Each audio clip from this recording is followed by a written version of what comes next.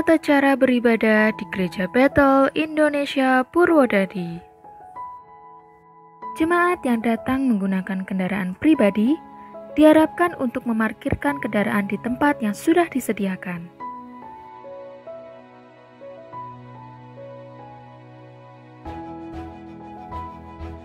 Jemaat wajib menggunakan masker dan face shield sebelum memasuki area GBI Purwodadi.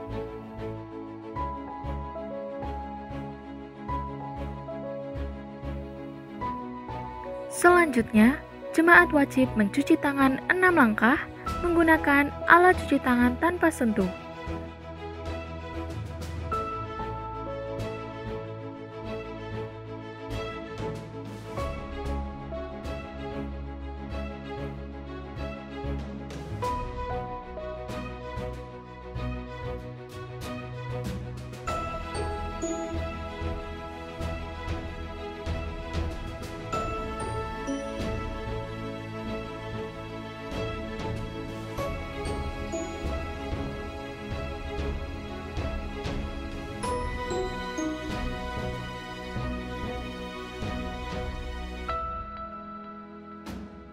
Dan membuang sampah di tempat yang sudah disediakan. Selanjutnya, jemaat melakukan pengecekan suhu dan mengambil amplop perpuluhan di pintu masuk gereja. Apabila suhu melebihi 36,99 derajat Celcius, maka jemaat dianjurkan untuk mengikuti ibadah online di rumah saja. Pada saat memasuki ruang ibadah, jemaat hanya diperbolehkan menduduki kursi yang telah disediakan, serta tetap menggunakan masker dan face shield.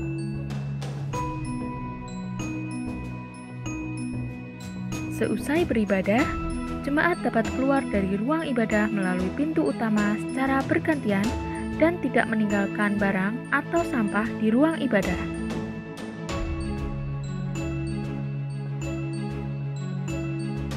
Kemudian, jemaat dapat menggunakan hand sanitizer yang telah disediakan oleh petugas.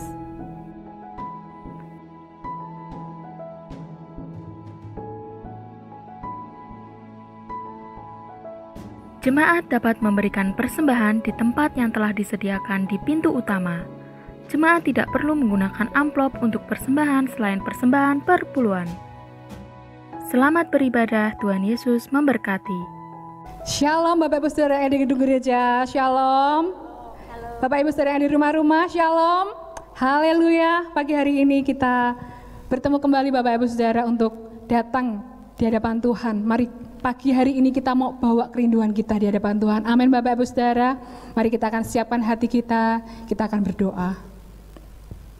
Haleluya, kami mengucap syukur kepada Engkau Tuhan Yesus Kristus karena anugerah dan kasih-Mu Tuhan. Kami para umat-Mu Tuhan, jemaat-Mu Tuhan yang ada di gedung gereja maupun yang ada di rumah-rumah Tuhan. Saat ini Tuhan kami bersatu hati merendahkan diri kami, merendahkan hati kami Tuhan untuk masuk ke dalam hadirat-Mu Bapa. Kami rindu menyenangkan Engkau Tuhan hari ini ya Bapa. Kami rindu Tuhan menyediakan waktu kami Tuhan hari ini Tuhan untuk beribadah kepada Engkau Tuhan.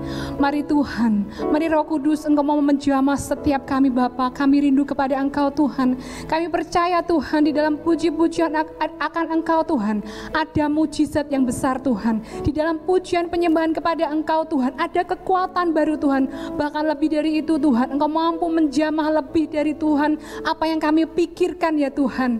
Haleluya, kami mengucap syukur kepada Engkau Tuhan saat ini ya Bapa. Mari Tuhan, mari Roh Kudus Engkau bertahta di atas puji-pujian dan ibadah kami saat ini Tuhan. Terima kasih ya Tuhan Yesus, terima kasih ya Tuhan Yesus. Kami mengucap syukur kepada Engkau Tuhan. Engkau mengampuni segala dosa dan kesalahan kami Tuhan.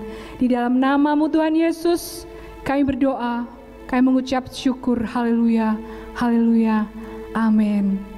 Haleluya. Mari nyatakan kerinduan kita di hadapan Tuhan. Kita mau sembah Tuhan.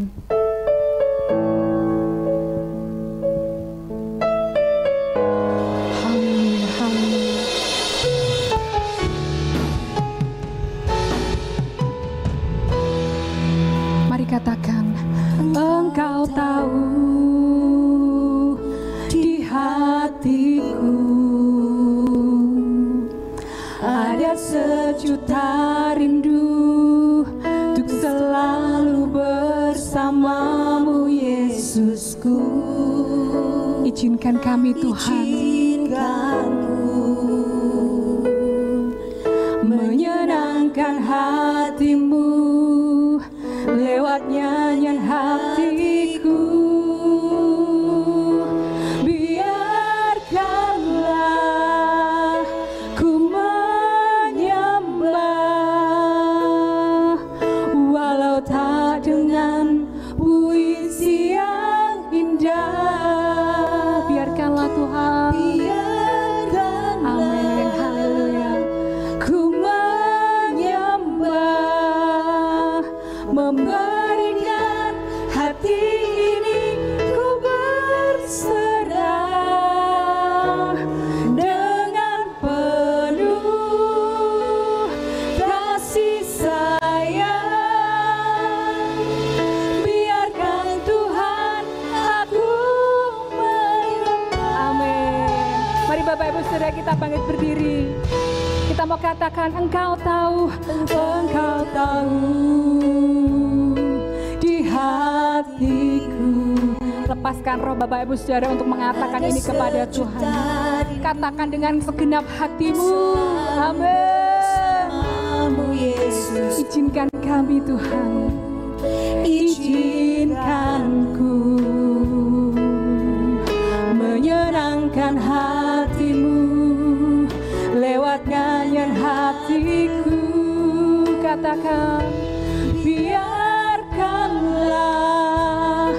ku menyembah walau tak dengan puisi yang indah. Biarkanlah ku menyembah, memberikan hati ini, ku berserah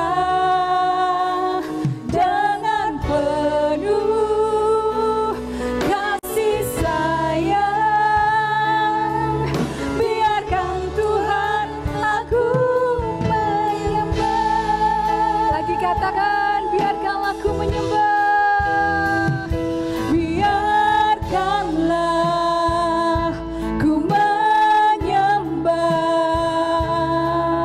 walau tak dengan puisi yang indah. Biarkanlah ku menyembah, memberikan hati ini, ku berserah dengan penuh kasih sayang. Biarkan Tuhan aku menyembah. Lagi katakan, biarkanlah ku menyembah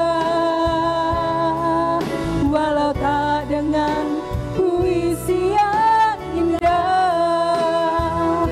Biarkanlah ku menyembah, memberikan hati ini, ku berserah dengan penuh kasih sayang. Biarkan Tuhan aku menyembah.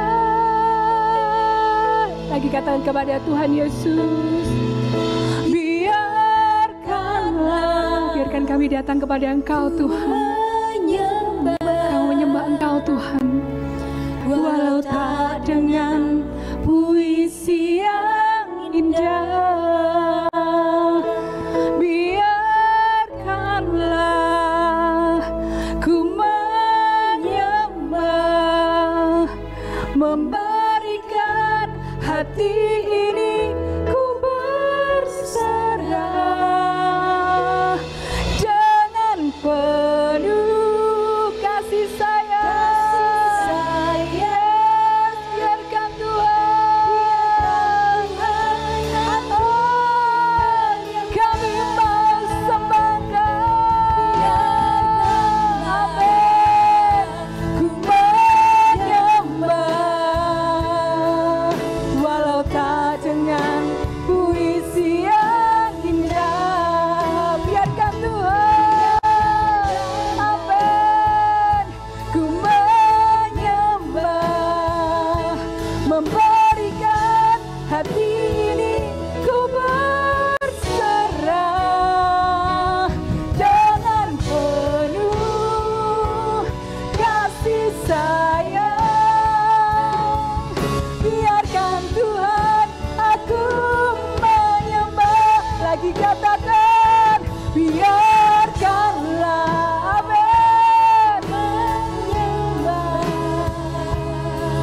berkata dengan puisi yang indah Tuhan. Haleluya, biarkan kami Tuhan, yes, ku menyembah, memberikan, yes God, dengan penuh kasih sayang, biarkan Tuhan aku, sekali lagi katakan, yes, biarkanlah ku menyembah, walau tak dengan puisi yang indah. Yes God, terima kasih Yesus, Amin. Ku menyembah, memberikan hati ini, ku berserah dengan penuh kasih sayang, dengan penuh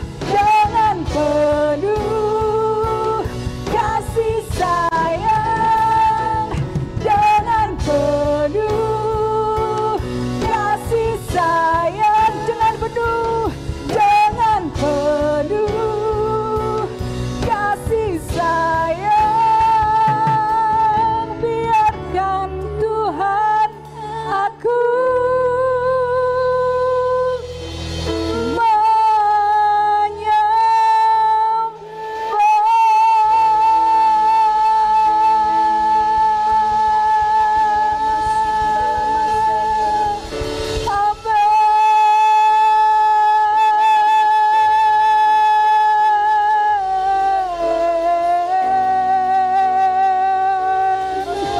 kami mau sembah Tuhan,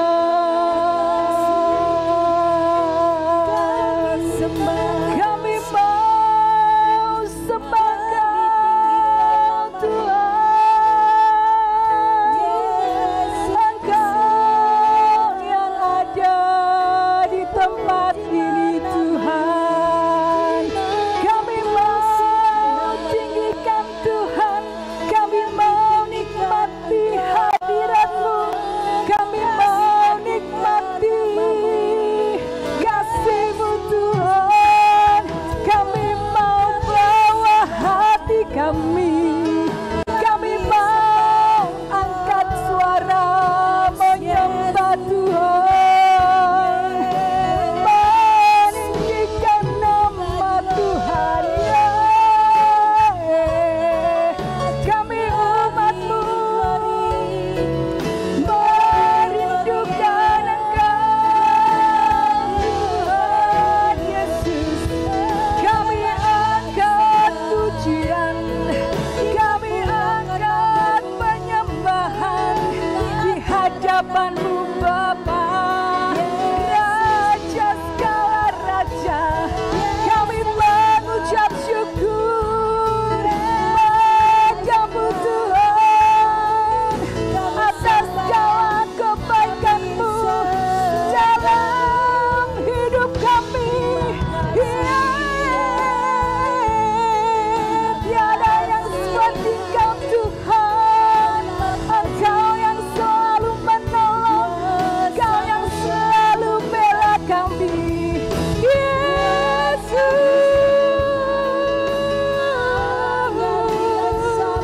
Kami mau panggil nama Yesus, Yesus yang terhebat, Yesus yang termulia, Yesus yang terbesar. Kami banggakan Engkau Tuhan, kami banggakan Engkau, oh, Yesus. Kami mengucap syukur padamu Tuhan, haleluya.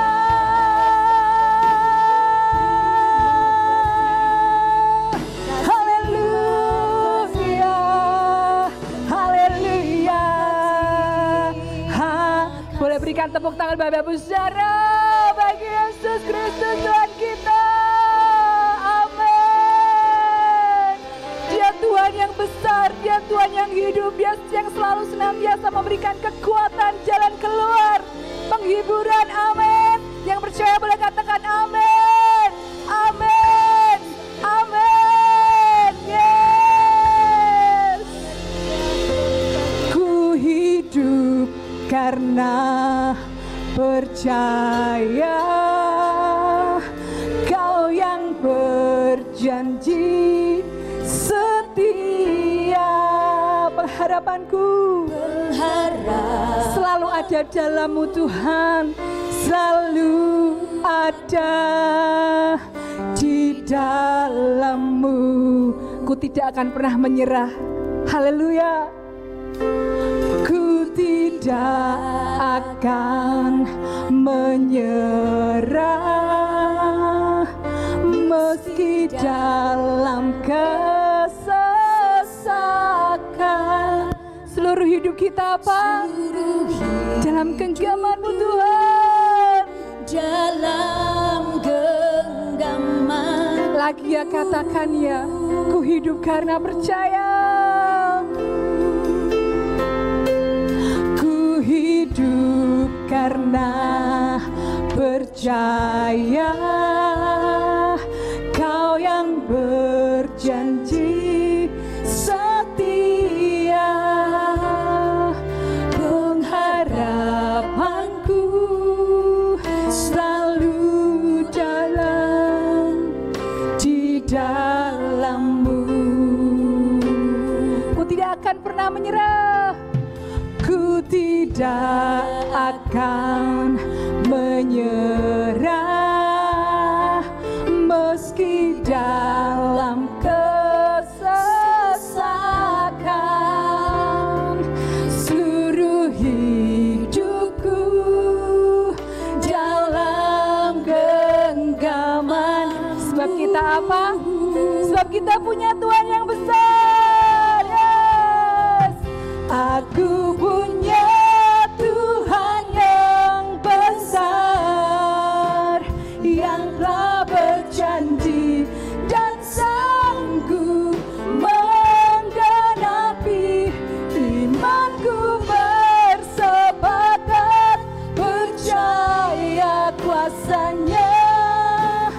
Ku terima sekarang kemenangan dari-Mu. Katakan, aku punya Tuhan yang besar. Aku punya Tuhan yang besar, yang tak berjanji dan sanggup menggenapi.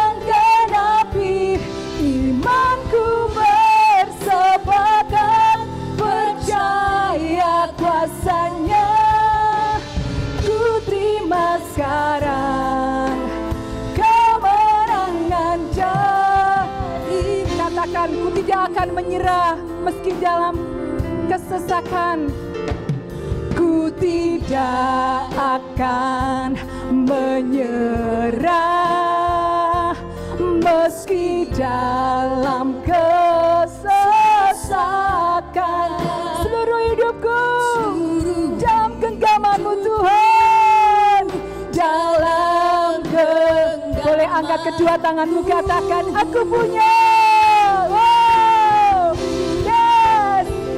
Aku punya Tuhan yang besar, yang telah berjanji dan sanggup menggenapi. Imanku bersepakat percaya kuasa-Nya. Ku terima sekarang kemenangan dari-Mu. Sekali lagi katakan, aku. Tuhan yang besar, yang telah berjanji dan sanggup menggenapi. Imanku bersepakat percaya kuasa-Nya. Ku terima sekarang kemenangan.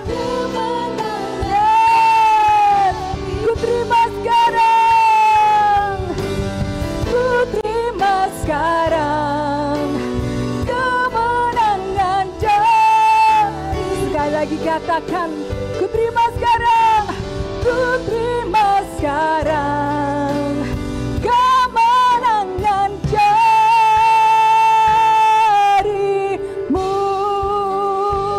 Yes, amen. Glory to you God, glory to Jesus. Amen.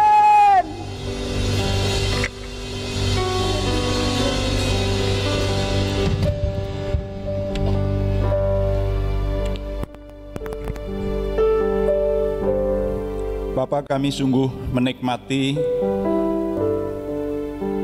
hari ini. Kami mempersembahkan ibadah semua hanya oleh karena anugerah-Mu. Bahkan di tengah situasi khusus, kami terharu akan kehadiran Tuhan di tengah kami, memberikan kepada kami kemampuan untuk hidup dan menikmati segala yang Tuhan anugerahkan. Bahkan oleh karena anugerah-Mu, kami boleh melayani Engkau dan meneruskan untuk menghasilkan buah. Terima kasih. Sekarang kami mohon Tuhan yang terus bertahta di tengah kami, mengurapi kami semua, baik anak-Mu ini yang menyampaikan rahasia firman Tuhan maupun kami semua yang menerima dan mendengarnya. Semua Tuhan urapi sehingga kami akan keluar dari rumah ibadah ini dengan membawa berkat dari Tuhan. Juga semua kami yang mengikuti secara online dari rumah pun tetap merasakan kehadiran Tuhan. Tuhan bertahta di tengah keluarga besar kami dimanapun berada. Bahkan juga untuk sahabat-sahabat kami yang mengikuti dari rumah di kota masing-masing. Terima kasih Tuhan. Dalam nama Tuhan Yesus Kristus kami sudah berdoa. Haleluya. Amin. Silahkan duduk kembali, Bapak Ibu yang berada di gedung gereja ini dan saudara yang mengikuti dari rumah secara online.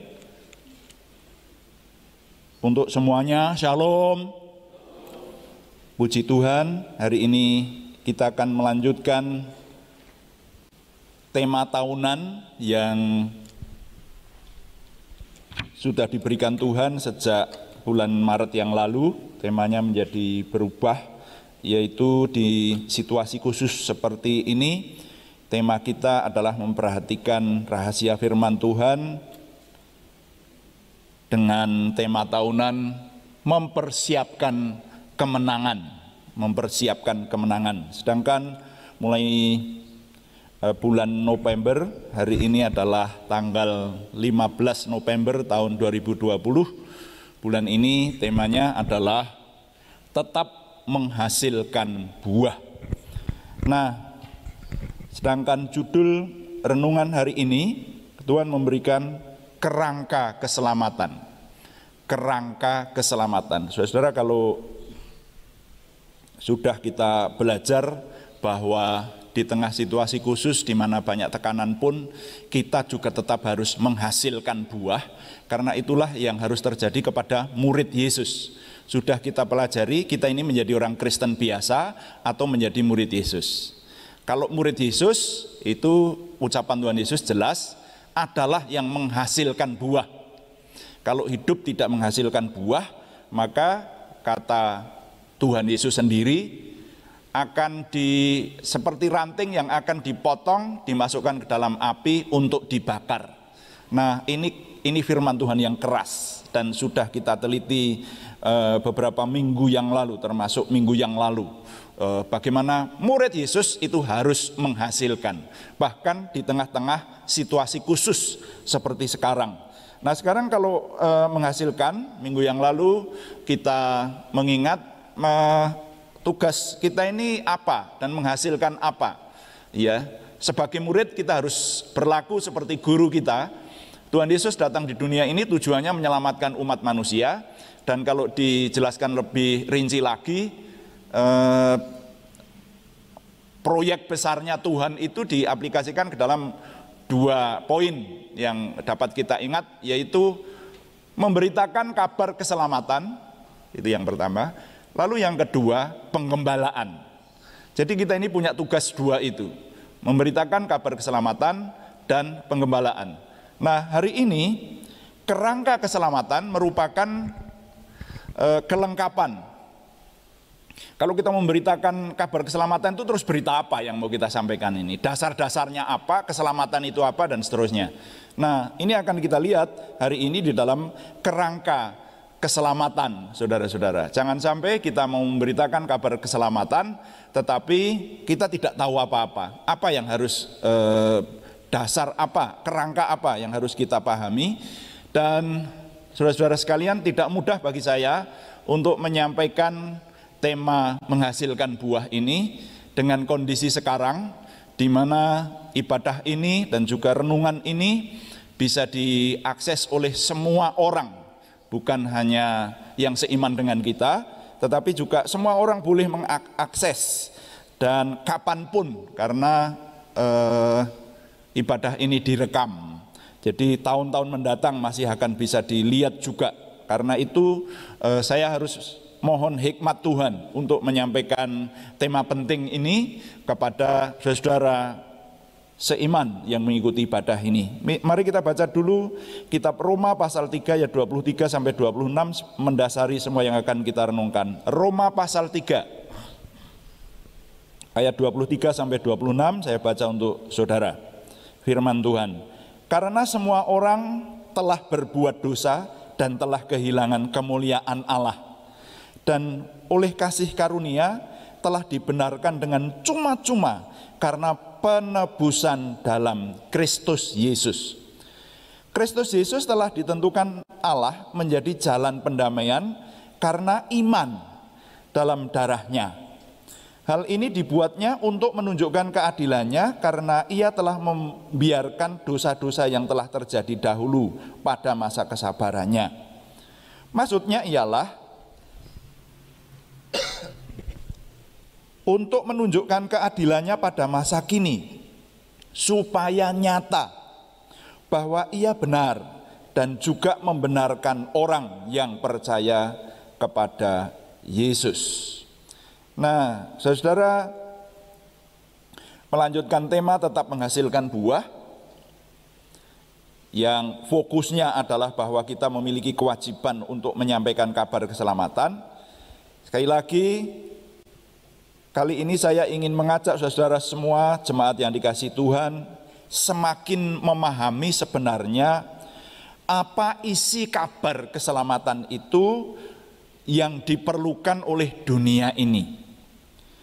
Nah, mari kita mulai merenungkan bahwa tujuan semua manusia adalah mencapai yang disebut hidup berbahagia lahir batin. Ini yang sering digunakan istilah damai sejahtera. Jadi hidup berbahagia lahir batin itu sama dengan damai sejahtera. Orang Jawa Tengah menyebut tentrem rahayu. Nah, yang biasanya dicari nomor satu oleh manusia itu faktanya adalah kekayaan. Orang itu kalau untuk mencapai kebahagiaan lahir batin kalau kaya, itu biasanya yang teringat nomor satu. Ya,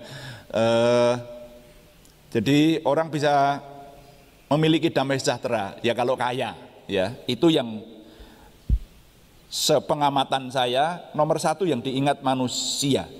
Jadi bagi banyak orang kecenderungan untuk sampai kepada damai sejahtera itu adalah kalau dirinya memiliki kekayaan yang melimpah, meskipun pada akhirnya banyak disadari bahwa kekayaan itu ternyata tidak yang utama dalam mencapai damai sejahtera itu. Dalam hidup ini yang utama ternyata nanti orang akan menyadari bukan kekayaan. Nah, ini terbukti dari fakta-fakta yang membuktikan bahwa banyak orang kaya tetapi hidupnya tidak sejahtera. Saudara bisa menyebutkan banyak. Sekarang ini zaman transparan. Ada banyak orang-orang kaya, bahkan orang yang berpangkat tinggi, tetapi berakhir di kehidupan yang tidak sejahtera. Bahkan ada yang seumur hidup di penjara. Nah, makanya sebetulnya bukan kekayaan, tetapi damai sejahtera itu yang nomor satu dalam hidup manusia. Nah, dalam hal inilah yang kemudian dikenal istilah keselamatan lahir batin, pakai istilah keselamatan. Dan giliran berikutnya adalah mengenal adanya juru selamat. Nah, Mari kita lihat bagian pertama dari renungan hari ini. Bagian pertama dari renungan hari ini saya beri judul menyadari keterbatasan manusia. Nah, nanti kita akan sampai memahami kerangka keselamatan yang harus kita beritakan itu sebetulnya seperti apa.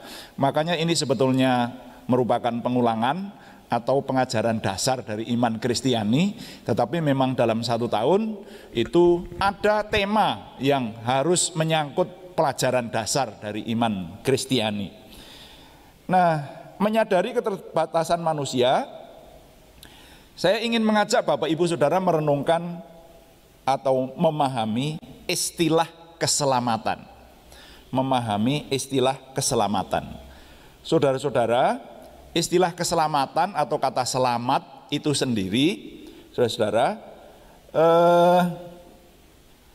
kalau boleh saya sampaikan secara kronologi, cara berpikir saya memahami istilah yang namanya selamat ini, ternyata ada beberapa pemahaman saya.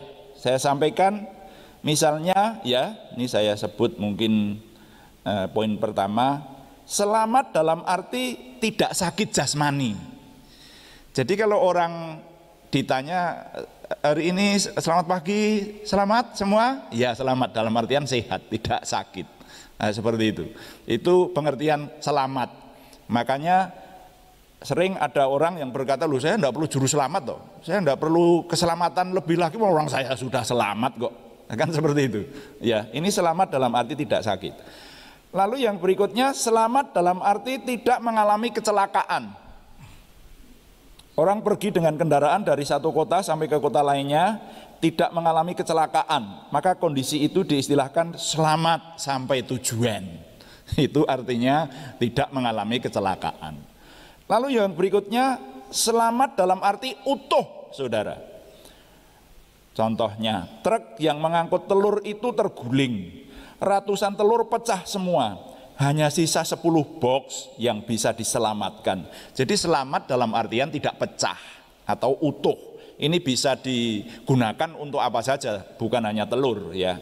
Ini selamat dalam arti dalam arti utuh. Harmoni utuh kalau telur jadi teruh gitu ya. Nah, saudara-saudara, berikutnya, selamat dalam arti tidak hilang. Dalam contoh kasus, hilang itu artinya tidak kelihatan lagi. Hilang dapat karena memang musnah, tetapi bisa karena pindah tempat dan kita tidak tahu. Nah, contoh kasusnya ini adalah adanya orang berenang di pantai wisata diterjang ombak. Maka banyak yang hilang ditelan ombak, tetapi kemudian ada istilah yang muncul, satu orang selamat. Nah, selamat di sini dalam arti tidak hilang, saudara. Lalu berikutnya agak cepat aja, mungkin ini yang poin 5 ya. Selamat dalam arti tidak mati. Nah, mulai sekarang semakin kita pahami apa itu selamat. Ini berkaitan lagi dengan peristiwa kecelakaan, misalnya dalam kecelakaan pesawat.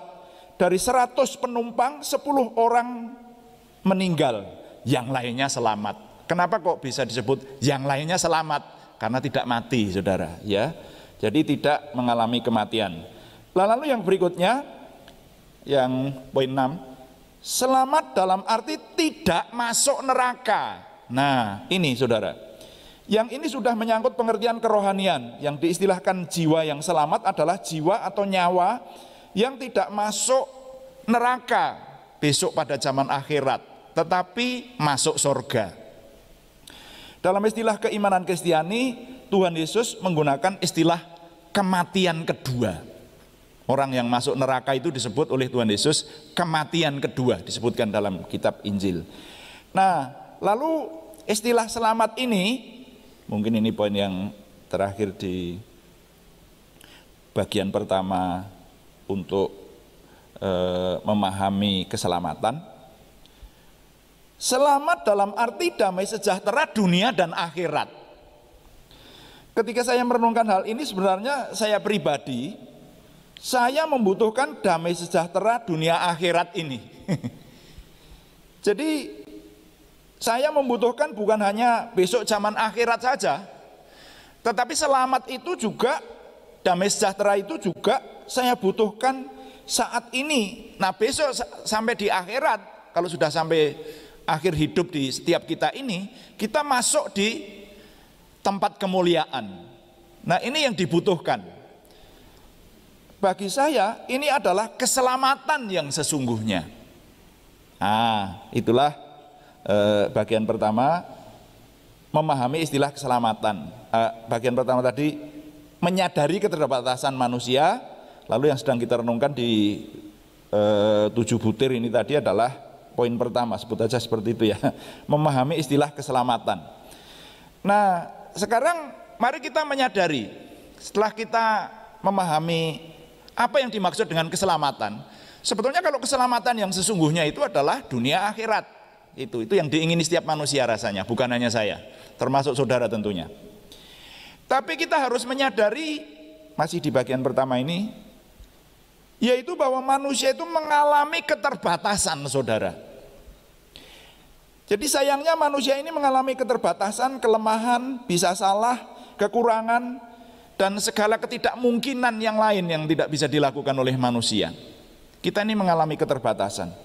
Jadi manusia untuk meraih keselamatan dalam arti tidak sakit itu saja tidak dapat meraih dengan sempurna. Tadi bagian dari itu, untuk tidak sakit itu aja, itu tidak sempurna kita meraihnya. Buktinya menghadapi pandemi COVID-19 ini saja, manusia sudah merasa tak berdaya saat-saat ini. Nah ini manusia itu mengalami keterbatasan ya. Nah dari kitab suci kita mengetahui bahwa kenapa manusia itu tidak berdaya, karena ternyata hidupnya sudah dibelenggu oleh dosa dan segala kutukannya.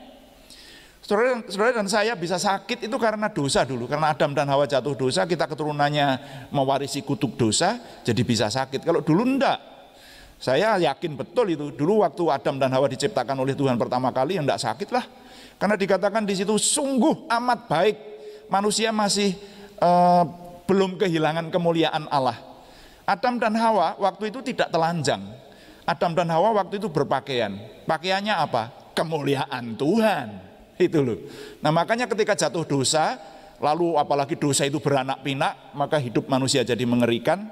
Nanti di kitab Kejadian Tuhan memfirmankan kehidupan manusia itu kepada kejahatan semata-mata, semakin telanjang dari kemuliaan Tuhan ya. Nah sekarang mari kita lihat bagian yang kedua. Ingat, hari ini kita merenungkan tentang kerangka keselamatan. Saudara memahami manusia itu butuh keselamatan. Kalau saudara sekarang ini yang merasa tidak butuh keselamatan, nuwun sewu, jangan kita bodoh.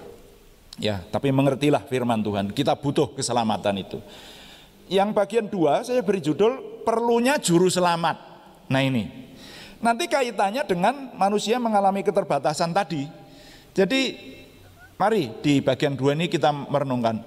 Manusia itu untuk mencapai keselamatan, kebahagiaan lahir batin, damai sejahtera, dunia akhirat tadi, butuh atau perlu seorang juru selamat. Nah mari kita renungkan di bagian 2 ini, ada penolong agung yang dibutuhkan. Harus ada penolong dan bukan sekedar penolong, tapi saya pakai istilah penolong agung. Saudara, setiap orang yang memahami akan keterbatasan manusia akan semakin menyadari bahwa manusia itu tidak dapat sombong. Kekuatan ada batasnya, kemudahan ada batasnya, kekuasaan ada batasnya, hidup ada batasnya. Jadi manusia itu mengalami keterbatasan yang hakiki banget. Keterbatasan yang paling mendasar. Apa itu yang paling mendasar? Adalah bahwa manusia tidak dapat melawan penuaan dan pada akhirnya kematian. Akhirnya terbatas kan. Coba kalau ditawari saudara, saudara mau hidup itu yang seperti apa? Saya pengennya muda terus dan tidak mati. Rasanya seperti itu toh. Dan hidup enak terus, tidak sakit, tidak mengalami tekanan-tekanan, itu yang dihadapi, yang diharapkan. Nah jadi manusia menginginkan damai sejahtera lahir batin. Nah itulah keselamatan. Nah, dengan kesadaran itu maka dapat disimpulkan sebenarnya jatahnya manusia itu pada akhirnya sebetulnya tidak selamat. Nah, mari kita merenungkan. Bapak, Ibu, dan saudara sekalian, jatahnya manusia itu sebetulnya tidak selamat. Karena pada akhirnya yang mati, itu artinya tidak selamat. Saudara dan saya akan semakin menyadari kalau saudara dan saya menghadapi orang yang mau dipanggil Tuhan. Sebagai orang yang melakukan pekerjaan Tuhan, saya sudah berkali-kali menghadapi semacam itu. Kalau sudah seperti itu saya sering menerawang jauh. Iya ya, kita ini bukan siapa-siapa ya, saudara dan saya. Seringkali hidupnya banyak petakilan gitu, banyak tingkah. Kalau kita sedang sehat, sedang segala sesuatunya oke, everything is oke begitu, sama Tuhan lupa, apalagi ke gereja, apalagi hal-hal rohani gitu, itu lupa. Ingatnya nanti setelah mau meninggal. Setelah mau meninggal itu betul-betul merintih, kerengah-kerengih, datang kepada Tuhan, mengharapkan orang-orang yang dekat Tuhan untuk mendoakan. Nah, ini saudara, itu artinya bahwa manusia itu pada akhirnya sebetulnya tidak selamat. Itu harus disadari. Kalau sudah sampai di situ itu, saudara-saudara, maka manusia seharusnya menyadari tidak ada yang bisa disombongkan, saudara. Ya. Tidak ada hal yang dapat disombongkan ketika dihadapkan dengan segala keterbatasan itu. Padahal yang dibutuhkan adalah damai sejahtera dunia akhirat. Lah kan tinggi banget ini. Yang saya butuhkan, yang saudara dan saya butuhkan, keselamatan, damai sejahtera dunia akhirat. Ini kan lebih tinggi lagi. Bukan hanya di dunia saja, tapi juga besok di akhirat kita masuk di tempat kemuliaan. Nah, inilah yang diistilahkan dengan keselamatan. Makanya kalau memberitakan berita keselamatan, itu artinya saudara dan saya juga harus sudah punya konsep, punya kerangka. Keselamatan itu dipahami betul, bahwa dunia ini membutuhkan keselamatan. Orang-orang di sekeliling kita membutuhkan keselamatan. Di dunia dipastikan kalau berdoa kepada Tuhan, doanya dijawab. Dipastikan dipelihara Tuhan walaupun menghadapi banyak kemalangan. Masih ingat ayatnya, orang benar memiliki banyak kemalangan, orang benar banyak, tetapi Tuhanlah yang menolongnya. Nah itu, jadi selama kita di dunia masih bisa mengalami tekanan, kemalangan, tetapi bagaimana kita bisa memperoleh damai sejahtera di tengah-tengah dunia yang penuh kemalangan ini. Dan besok kalau di akhirat masuk ke tempat kemuliaan. Nah, itulah yang diistilahkan dengan keselamatan. Saudara yang di hadapan saya, baik yang ada di gedung gereja ini maupun yang sedang menghadapi layar dan gambar dan mendengar suara saya mengikuti dari rumah, saudara sudah merasa punya keselamatan ini apa belum?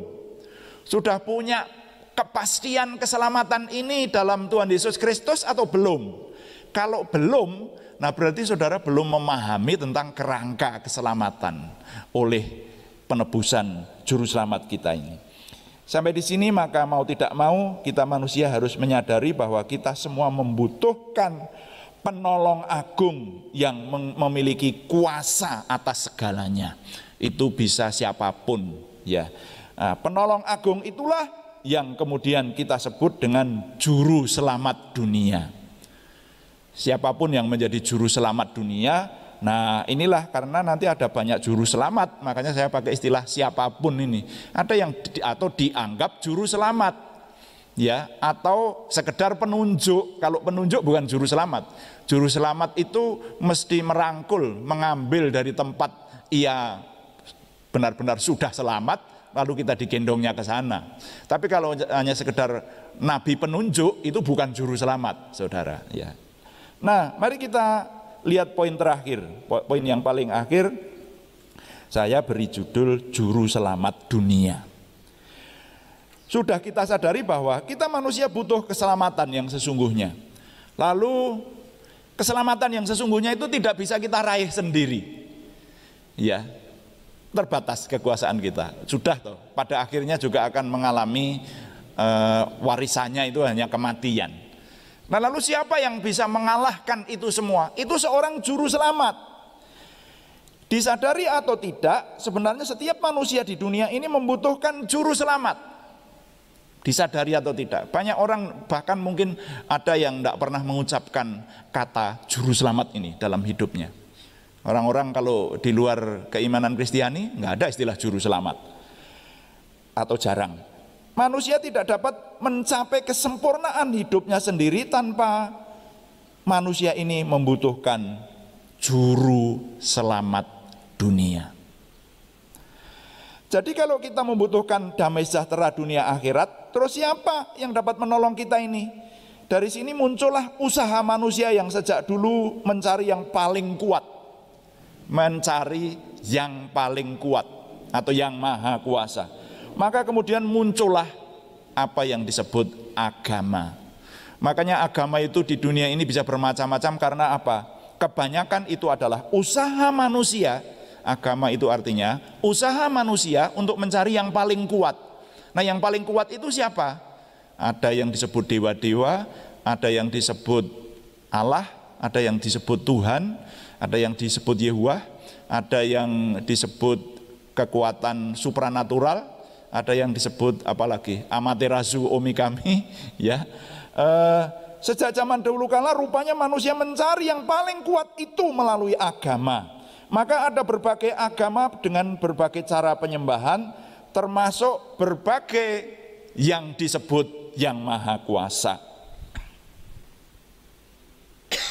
Saya tidak akan menjelaskan di sini.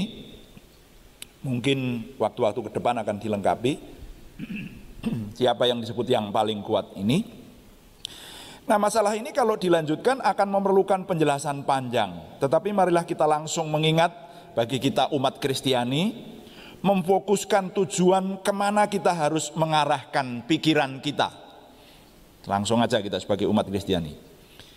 Dari berbagai jalan yang ditawarkan oleh dunia, sekali lagi saya tidak bisa menjelaskan satu persatu versi dunia ini yang disebut yang maha kuasa itu siapa. Saya bisa tapi waktunya nggak cukup, ya. Lalu juru selamat itu siapa? Tapi mari kita sudah memilih percaya kepada Tuhan Yesus Kristus, mengikuti ajaran Tuhan Yesus Kristus, bahwa Tuhan Yesuslah juru selamat dunia sejati, bahwa Dia adalah Tuhan yang mengambil rupa manusia. Itulah inti iman kekristenan, ya. Lalu apa alasan atau apakah kelebihan Tuhan Yesus Kristus dibanding dengan segala tawaran dunia itu? Nah, itu yang penting. Mari kita renungkan ini. Boleh saya sampaikan hasil perenungan yang diberikan Tuhan untuk kita perhatikan. Mengapa kita memilih menjadi murid Tuhan Yesus Kristus? Mengapa kita memilih ikut Tuhan Yesus Kristus? Mengapa percaya bahwa Tuhan Yesus Kristus itu adalah juru selamat dunia? Nah, kerangka keselamatan ini nanti pada akhirnya akan sampai pusatnya kepada Yesus Kristus. Juru selamat dunia itu adalah Yesus Kristus. Saya ingin menyebutkan sebagai bagian akhir. Mengapa kita memilih menjadi murid Tuhan Yesus Kristus? Karena, mungkin kalau saya sebutkan pakai butir saja ya sekarang. Butir 1. Sejarah suci yang dapat dipertanggungjawabkan. Ini. Butir 1, sejarah suci yang dapat dipertanggungjawabkan. Kita menerima Tuhan Yesus Kristus karena sejarah dari Tuhan Yesus Kristus itu dituliskan di sebuah kitab suci yang disebut sejarah suci yang bisa dipertanggungjawabkan keasliannya sejak diturunkan melalui bangsa keturunan Nabi Abraham atau sering disebut Nabi Ibrahim sebagai umat pilihan. Keaslian Alkitab ini bisa dipertanggungjawabkan. Keaslian kitab itu dijaga oleh sebuah bangsa yang tidak dapat dipungkiri fundamentalismenya dalam menjaga keaslian ini. Kalau ada yang meragukan hanya orang-orang yang tidak suka saja, terutama kepada bangsa itu dulu, nggak suka sama bangsa itu dulu, lalu nanti nggak suka sama kitabnya. Tetapi harus kita akui bahwa keturunan Ibrahim atau Nabi Abraham itu menjaga kitab suci itu sedemikian fundamental, malah saya mungkin sebut fanatik gitu, karena dikatakan satu iota saja nggak boleh sampai berubah, satu iota itu titik kecil. Nah itu, jadi sejarahnya Tuhan Yesus Kristus bisa dipertanggungjawabkan di sini. Kalau ada yang mengatakan itu sudah diubah dan sebagainya, saudara-saudara yang ragu-ragu, umat Kristiani yang ragu-ragu bisa ngebel saya, ketemu saya jelaskan. Waktunya lebih banyak nanti. Lalu kemudian butir yang kedua, dinubuatkan sejak awal penciptaan. Saudara-saudara, kita menerima Tuhan Yesus Kristus sebagai juru selamat dunia karena kehadirannya di dunia ini sudah dinubuatkan atau dijanjikan bahkan sejak awal dunia ini sejarahnya. Ketika Adam dan Hawa jatuh dosa, maka di sana Tuhan sudah berjanji akan memberikan juru selamat. Waktu itu memang tidak disebut juru selamat, tetapi keturunan wanita atau keturunan Hawa dan Adam tentu saja,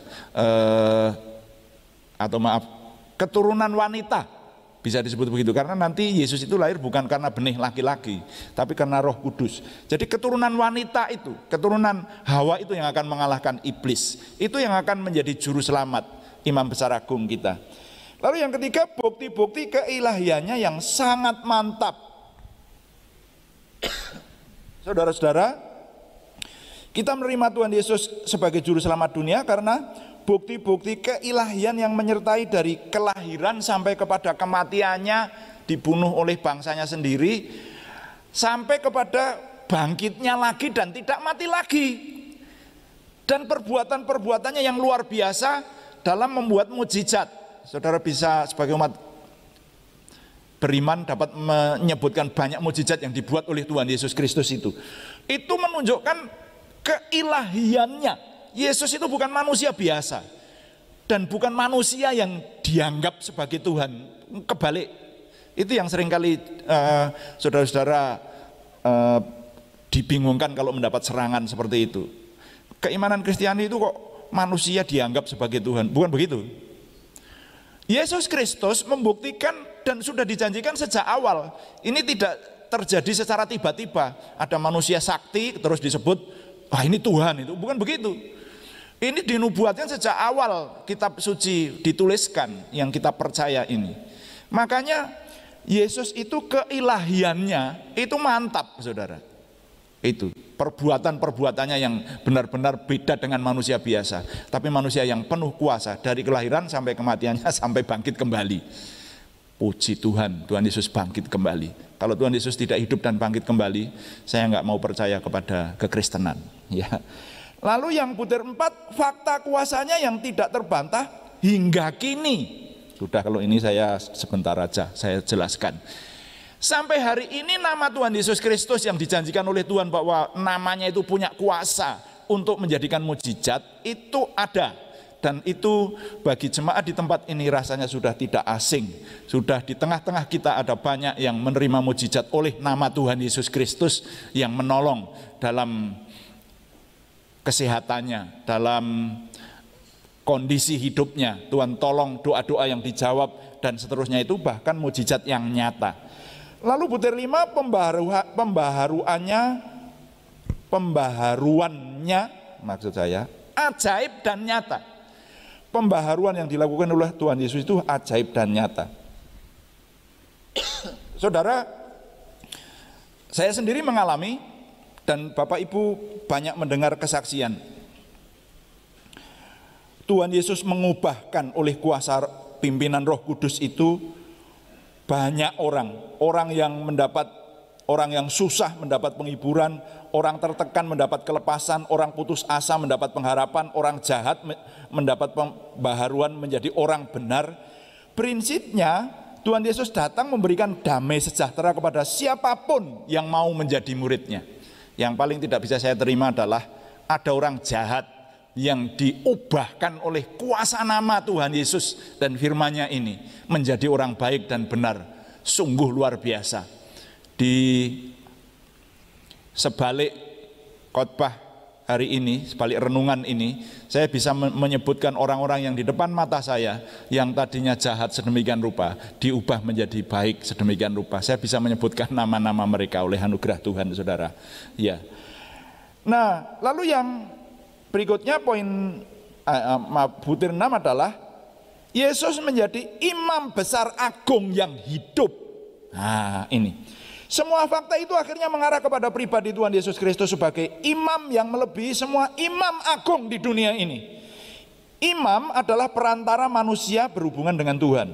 Dengan matinya sebagai manusia dan bangkit hidup kekal, ia membuktikan bahwa ia imam yang melintasi dimensi duniawi dan alam akhirat, semua di bawah kuasanya. Jadi kalau imam di duniawi ini hanya menghubungkan doa kita untuk sampai kepada Tuhan, memimpin doa, itu yang disebut imam, tapi tetap ada di dalam dunia ini. Bahkan dulu di zaman perjanjian lama, imam itu memimpin paling pol sampai di tempat yang disebut tempat maha kudus itu. Imam sampai di situ. Bahkan orang biasa kalau bukan imam agung sampai di situ mati. Tapi imam agung diberi hak dengan perlakuan tertentu bisa sampai tempat maha kudus. Imam itu menjadi perantara di antara umat di hadapan yang maha kuasa. Itu yang disebut imam agung zaman itu.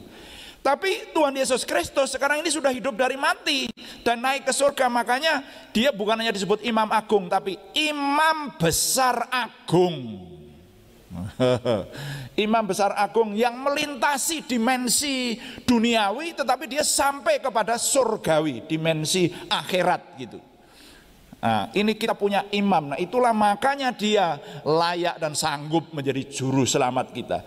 Dengan memahami kerangka keselamatan ini, maka sekarang setidaknya kita punya modal dasar untuk memberitakan kabar keselamatan itu. Kita sendiri tidak kebingungan tentang apa yang harus kita beritakan tentang kabar keselamatan itu. Saudara-saudara, untuk menjelaskan kerangka ini secara rinci tentu diperlukan detail yang lebih lengkap, lebih panjang, lebih membutuhkan waktu. Tetapi setidaknya kerangka ini harus kita pahami sebagai orang beriman atau murid yang akan menghasilkan buah yang banyak. Kita sudah punya konsep pribadi bahwa kita pasti diselamatkan dalam nama Tuhan Yesus Kristus, penebusan Tuhan Yesus Kristus, lalu kita bisa memberitakan kepada orang lain. Sebagai kalimat penutup adalah pahami keselamatan dari Tuhan Yesus Kristus sebagai modal dasar memberitakan kabar keselamatan. Sekali lagi, pahami keselamatan dari Tuhan Yesus Kristus sebagai modal dasar memberitakan kabar keselamatan. Mari kita berdoa. Tuhan dipuji. Amin. Berdoa masuki saat teduh. Terus sekali lagi dan terus saya akan mengajak setiap mengikuti renungan firman Tuhan, mendengarkan khotbah, berdiam dirilah beberapa saat supaya saudara ditolong Roh Kudus memahami apa yang saudara dan saya dengar. Berdiam dirilah beberapa jenak memasuki saat teduh sebelum berdoa, sebelum menyelesaikan ibadah kita ini, sehingga kita ditolong oleh Tuhan. Penjelasan saya mungkin ada batasnya karena mengalami banyak keterbatasan, tetapi mohonlah Roh Kudus memberikan kepada kita supaya kita tidak menjadi orang yang bodoh, tidak menjadi murid yang bodoh di hadapan Tuhan, tetapi murid yang menghasilkan. Haleluya, haleluya.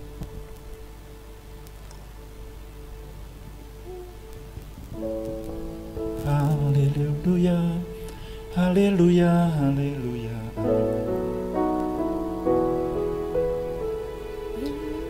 Haleluya. Berikan ku hati seperti hatimu yang penuh dengan belas kasihan. Berikan ku mata seperti matamu memandang tuayan di sekelilingku. Mari kita berdiri di hadapan Tuhan. Yang di rumah juga berdiri dan katakan, tanganmu untuk melakukan tugasku. Berikan ku kakimu melangkah dalam rencanamu. Berikan ku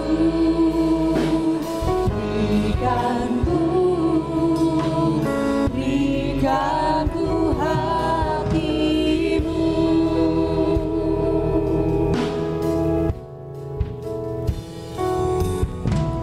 Berikan ku hati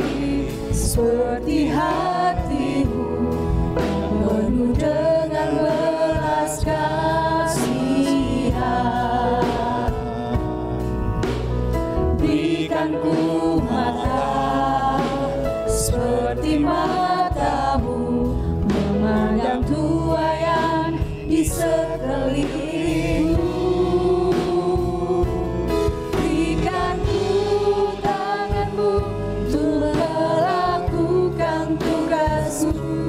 Berikan ku kakimu melangkah dalam rencanamu. Berikan ku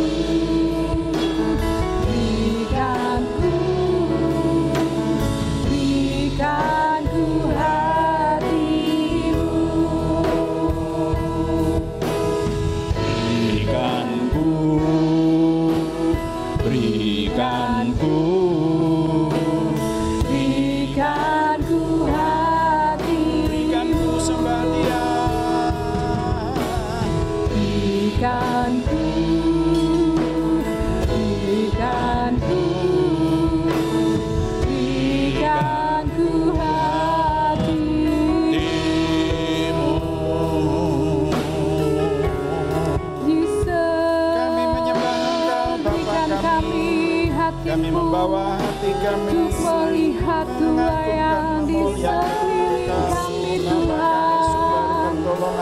Penuhi kami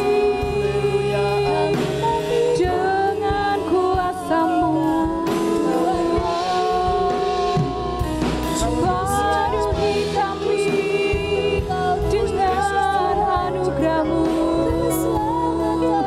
Biar kami melakukan tugas kami, Tuhan.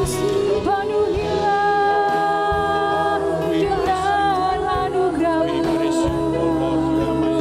Penuhilah setiap kami dengan kuasa-Mu, Tuhan. Biar kami bawa jiwa di hadapan-Mu, jadi saksi bagi-Mu, menyenangkan hati-Mu, Tuhan.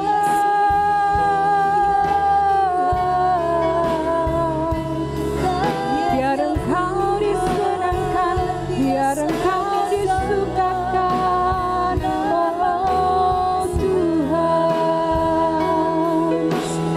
Haleluya,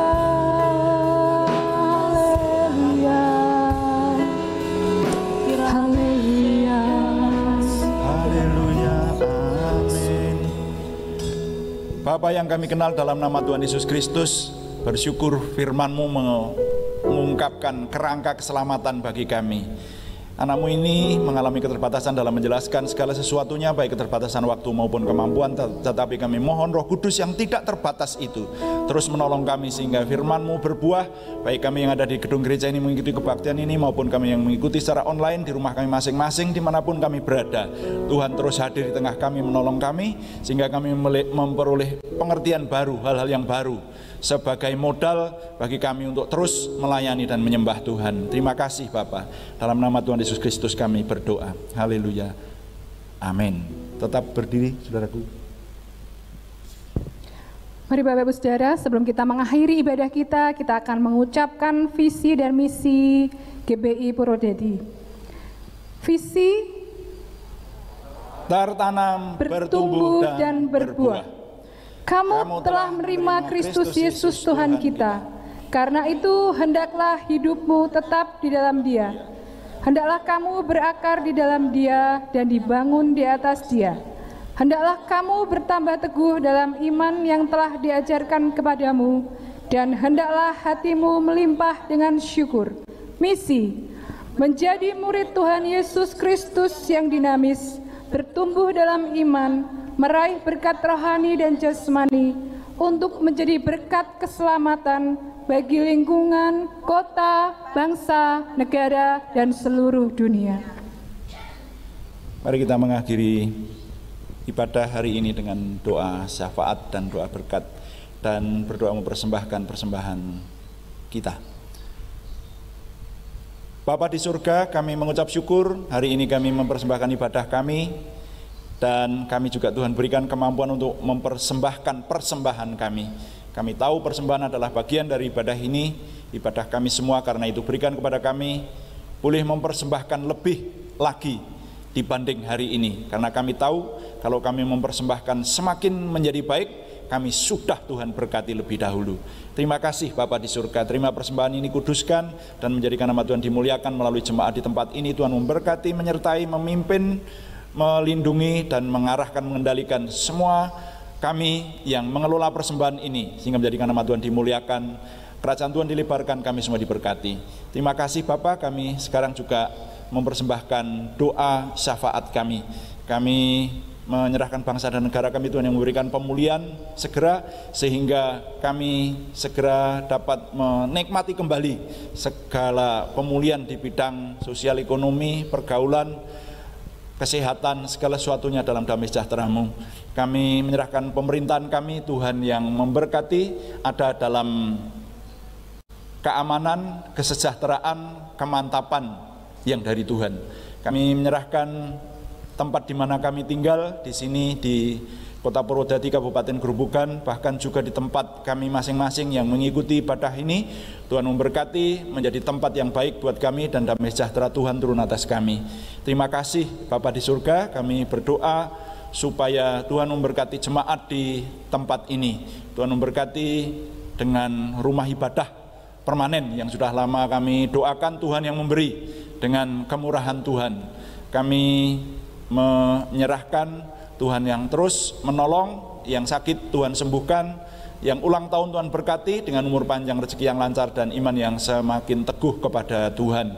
Dan kami menyerahkan kegiatan kami baik melalui online maupun kegiatan onsite ke depan ini, Tuhan yang menolong sehingga dapat kami sempurnakan. Tim kami tetap Tuhan satukan, memiliki kekompakan, kesatuan hati, memuliakan Tuhan. Tuhan membawa kami kepada kesempurnaan untuk memuliakan Tuhan. Terima kasih. Kami mau menyerahkan juga perayaan Natal yang akan datang, juga Tuhan terus menolong kami dapat melaksanakannya di situasi khusus ini, tetap kami menghasilkan buah yang banyak bagi kemuliaan nama Tuhan. Terima kasih. Sekarang kami mau mengakhiri ibadah ini. Kami menyerahkan Tuhan yang terus memimpin kepulangan kami semua yang dari gereja ini ke rumah masing-masing, semuanya dalam damai sejahtera Tuhan. Dan yang mengikuti dari rumah, kami akan melanjutkan kegiatan kami semuanya untuk kemuliaan nama Tuhan. Dan juga Tuhan mempertemukan kami di ibadah dan waktu-waktu yang akan ditentukan yang akan datang, semuanya dalam damai sejahtera-Mu. Terima kasih Bapa, kami mohon Tuhan yang menyempurnakan doa kami oleh pertolongan dan pimpinan Roh Kudus, karena semuanya kami persembahkan dengan mantap percaya dalam nama Tuhan Yesus Kristus Juru Selamat kami. Saudara jemaat yang dikasihi Tuhan, baik yang ada di gedung gereja ini maupun saudara yang mengikuti dari rumah, angkat hatimu, tadahkan tanganmu, terimalah berkat Tuhan. Tuhan memberkati engkau dan melindungi engkau. Tuhan menyinari engkau dengan wajahnya dan memberi engkau kasih karunia. Tuhan menghadapkan wajahnya kepadamu dan memberi engkau damai sejahtera dari Allah Yehuwah Bapa Surgawi, Sang Putra Mesias Juru Selamat kita, dan persekutuan dengan Roh Kudus sekarang sampai selama-lamanya. Semua berkat ini kita terima dalam nama Tuhan Yesus Kristus. Katakan bersama, amin. Silakan.